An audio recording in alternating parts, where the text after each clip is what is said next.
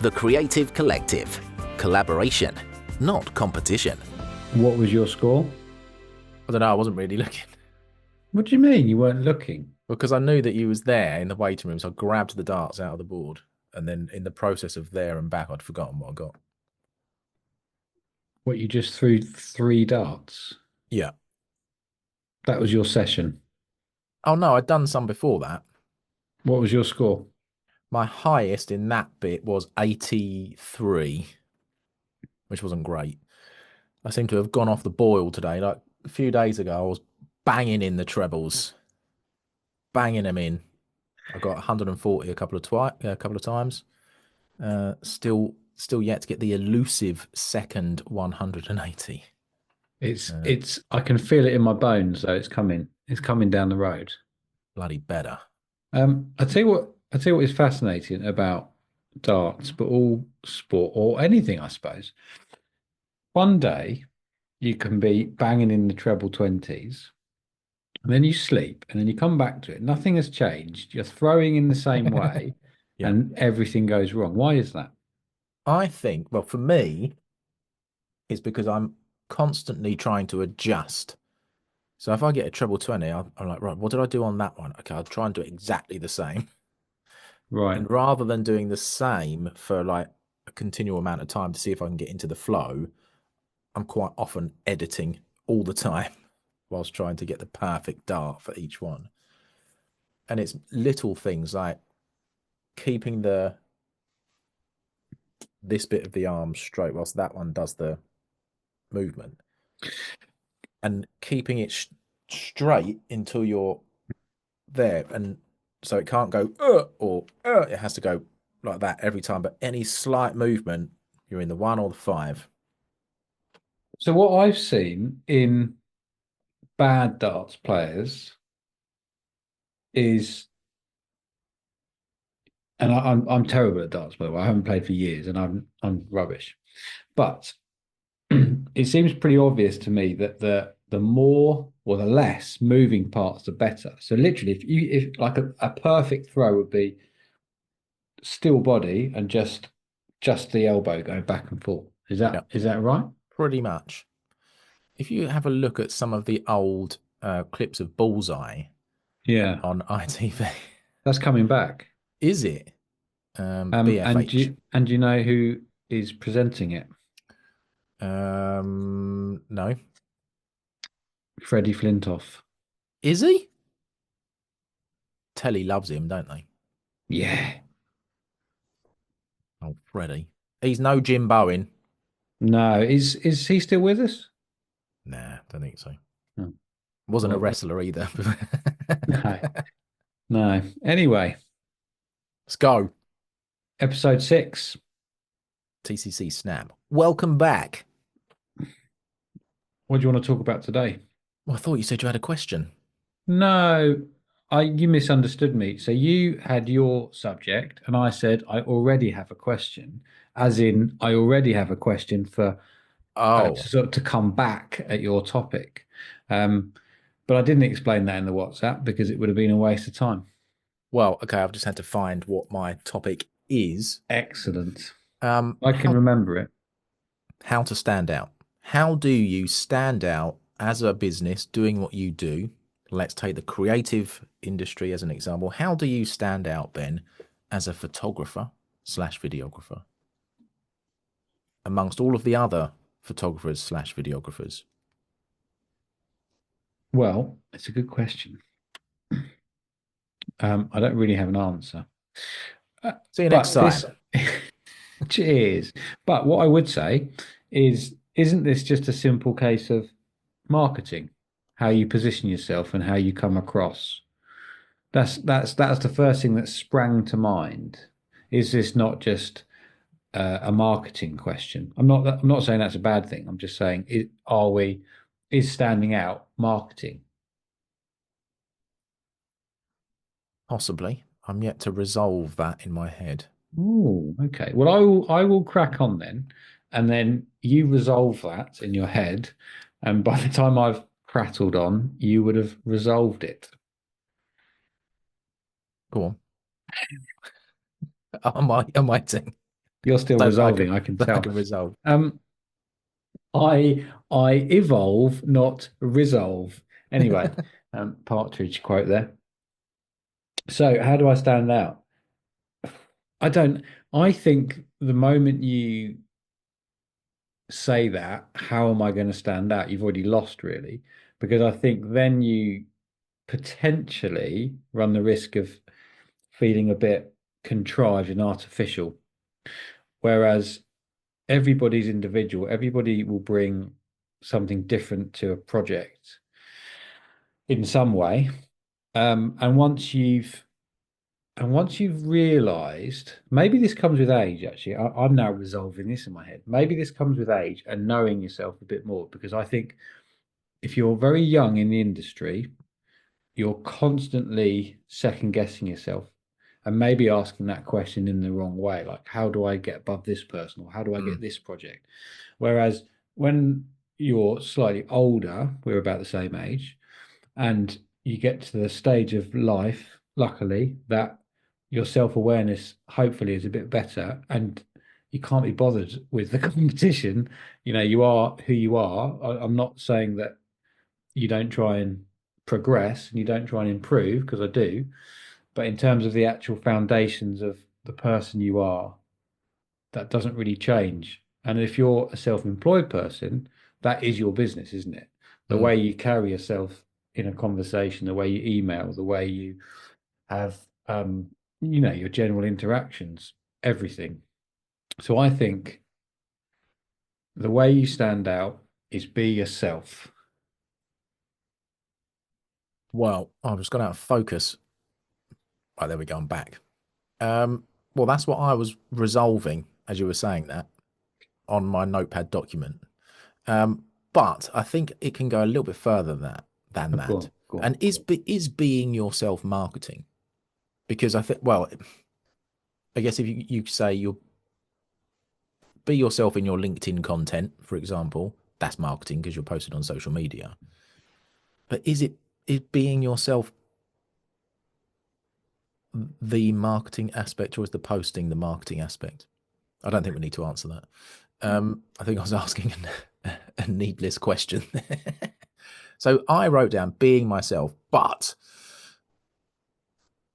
perhaps highlighting the parts of oneself that are the strongest personality parts, traits, maybe. So, for example, for me, the way that I guess I am perhaps a bit different to other voiceover artists, well, and maybe quite maybe a lot of business actually is I just fart around on on social media. Yeah, And that's because that's what I'm like. I'm just being me. It's an yeah, extension of me. Like when yeah, in the WhatsApp messages or on LinkedIn or on YouTube or wherever, um, I just like to have fun. yeah, Um, and that's not to say that I'm not professional when I do my work, but I want people to come along because they thought, ah, oh, he seems like a bit of a laugh to work with. That'll be less boring than someone who's boring. yeah, yeah. So it's kind of, for me, it's highlighting or leaning into your strongest personality traits. Love that. You know how we always segue into wrestling, Uh-huh. and it's a very tenuous link. I would say this is a very strong link, because if you think of the huge wrestlers that have cut through to mainstream, or they change their character and they completely blow up, that's always because of one thing, is that it's so authentic because it's an extension of their character. So they are Mm, they have lots of similarities in their own life. So that character becomes so believable that it's engaging. mm, So what you just said there makes perfect sense, doesn't it? Because you've mm. taken the bits that you want to market, that you want to put out there, and you just multiply it a bit. Yeah. Yeah. And I think Um, you can do Love that that. in lots of different ways. Like the last Yeah, photo shoot that we did, yeah, the ones that we ended up using were the quirkier ones this time rather than the more sort of serious posed headshot stuff, I guess. And like my latest demo reel it's a commercial reel. It's much more full of my personality this time. So there's lots of different styles of clips which you're supposed to do, but there's a fair few in there that are leaning into comedy, just because that's what I like and that's what I feel is one of my strengths. So I'm, heavily pushing sort of towards that area, I guess. And the more that you push your own personality, not trying to be anyone else, well, there is no one else like you.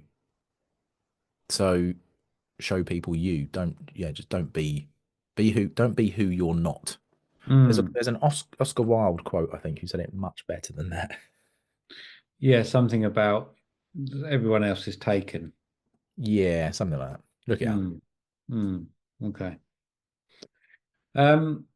Yeah, I would agree with that. I think what you've done there is take my point and made it better, because I think I said be yourself, and that is too wide, actually, isn't it? But it still comes down to self-awareness. Think of the things that you like about yourself or that you think you're good at, and yeah, really lean on that. And social media, go on. I was going to say, unless it's negative personality traits that because I think I said lean into the strongest ones. So for me, it's about, I guess, vibrancy, having fun, that sort of thing. But I wouldn't necessarily emphasize my other strongest trait, which is being an awful human. Do you know what I mean, though? You wouldn't emphasize your short temper or something like that. It's got to be, emphasize the positive parts of your personality. Of course, there's that. But if you think a certain trait is negative, the next person could think, "Oh, that's really positive. We're alike. I would like to work with them." Oh, his short temper is rather endearing. Yeah, I bloody love a short temper. Yeah, short temper, but obviously there's certain things you want to keep off, the marketing side. But yeah, I mean, I think that, do you ever, this is going to sound awful, and maybe I will edit this out, we'll see. But do you ever speak to people, mostly in networking, and I just think, how on earth do people work with you? With regards to, have you ever been to the Creative Collective? yeah, was I don't. Cut. Yeah, I don't mean. Yeah, I certainly don't mean that in TCC, because we have lovely people. What I mean is, I'm thinking of a certain meeting that I go to, and there's a few people there. I'm definitely going to edit this out. Don't keep it in because I think it's important. You can edit that bit out about the meeting, the specific meeting. Yeah, I just think it's really, really important that you see every conversation as, I don't mean every conversation as a marketing sort of strand, but if it's just you in the business, I just think it's really important that people can see themselves working with you. And and you're not going to appeal to everybody, Yep. and that's not the goal. But I just think you need to give yourself the best chance. In answer to your question, yes. I'm just going to say yes. I have met people like that where I think, who would ever want to work with you? And that sounds really harsh on like the top level. Have you ever met anyone that you think you're awful? Yes, I have. And that's just being honest. There are people out there who are extremely brash, self-centered, just want to talk about themselves because they want you to buy from them. But to me, that's not the way I want to do it. I want to ask them questions so they talk, but I don't want them to just stand there and talk at me about themselves, if that makes sense. And there's a few people like that I've met that, fortunately, we've both done loads and loads of networking. So the chances are you're going to meet someone that you don't get on with. It's just maths or something. But fortunately, I would say 99% of the people that I've met have been fine Yeah. or better. It's just the odd one or two, just a handful of people in hundreds of networking events where you think you don't care about anyone other than yourself. And I know you have to think about yourself, but there's a way to do stuff, isn't there? I think. Yeah, totally agree. But they're the kind of people I'm talking about, where you think, Yeah. how on earth do you get people over the line to buy from you, especially in jobs where or small businesses where it's really intense relationships. So I'm thinking sort of coaching or one-to-one, something, one-to-one basically. Because that I think is the most important thing, isn't it? Mm. Can you see yourself working with that person? I can I just shock you? I've got an anecdote. It's not an anecdote, really. It's a story that well, it's true. It happened in an old networking group that I was in. Someone came in, destroyed the vibe of the group because of we'd been so set in our group for a year or so, and it was gold, right? Everyone got on. Someone else joined, was completely different to everyone else in the room. They was a salesperson, and they came in and they went bang, bang, bang, bang like a whirlwind to everyone trying to sell what they were selling, and it completely ruined the vibe of the group. So getting back on point, I had this sale from this guy, and it happens that I was already thinking about buying this thing anyway. And the way he was on the call, I really did not want to buy from him this service that I wanted at the time. But to shut him up, I said, "Oh, go on then, let's do it," and we did it. Um, and I think that's possibly what it is sometimes. That's how they get people over the line is just the barrage of sales, basically. Mm. Sales patter. Well, it was sales. It wasn't patter. It was yeah, What's the forceful. what's the Sorry, opposite to a patter? the last thing was shout. Stomp. Sales. A sales stomp. It was very much a stomp. And I think that's how a lot of those, like I said, there's not many of them out there, and I think it's No. kind of an old school thing now, isn't it? Like you think of the old cliched car salesman sort of thing, pin you against Yeah. the wall and say, "Buy my car." I don't know if there's many people like that anymore, but when you encounter them, you know that I think that's probably how they get over the line. But it's Yeah. not a good existence because they have to do that continually to Mm. new people. Because I never went back. That's true. Their churn must be a lot, Yeah. their customer churn. So I was going to say that person, and I'm sorry you felt like that when we first met. Rubbish photos they were. So you so just to end that story, so you bought the service and it was terrible as you expected, or Oh no, it was something. They were a rep basically for something that I could have gone to any other rep, but got because he it? was on my screen shouting at me at the time, that's the route I took. I think I know who you're talking about. But anyway, we We'll will not chat afterwards. because we don't want to get sued now, do we? Um, yeah. I think a few minutes ago you raised or you discussed briefly about our photo shoots that we do for TCC. Mm, Um, and I've had a lot of comments about those. And obviously, people will only say positive things to my face, and I will only take things anyway in a positive way. But the amount of good sort of PR that we get from those photos, and I purely put it down to the fact that, just as you said, and kind of just rounding off the whole thing, is that we don't care. Like we are being wholly our silly selves, and if people get it, great. But even if people don't, we're not offending anyone, mm, and it will still get some attention.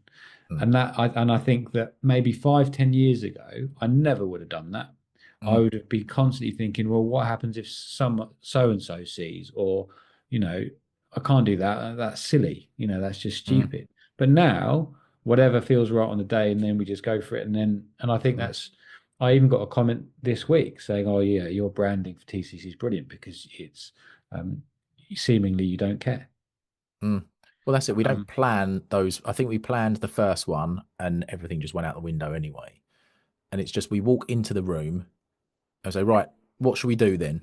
And then it literally is just our ideas and personalities in that yeah. moment. So we're not forcing anything. It's just, oh, what's that Hmm. over there? A fire extinguisher. Let's have that. Let's have a bang on that. Um, But and I didn't bring that up to talk about ourselves. I did, but I brought that up because I think that is a good illustration for everybody, whether you're the first year in business or like 20th year in business, is that you can't go too far wrong if you just be yourself. Mm. I think um, that will cut through a lot more. Yeah. I suppose. Because 20 minutes to say that, be yourself. Yeah, Could have done it in 5 seconds. we've rambled well. Okay, just putting another spin on it. Two things. Firstly, I think we're looking at we've spent the last 10 minutes slagging people off. Um, and maybe that's because there's personality traits that we don't enjoy or don't engage with, but other people could absolutely engage and love that about a person. So I think Mm. that's fair to say. The other thing is if you're a even if you're a small brand, if you're not self-employed, maybe you've got two or three employees, so your face isn't necessarily the face of the business. I think that's a lot more difficult to stand out because it's not just your personality, isn't it? You're Mm. leaning massively more on the visual side and the actual nuts and bolts branding, I suppose.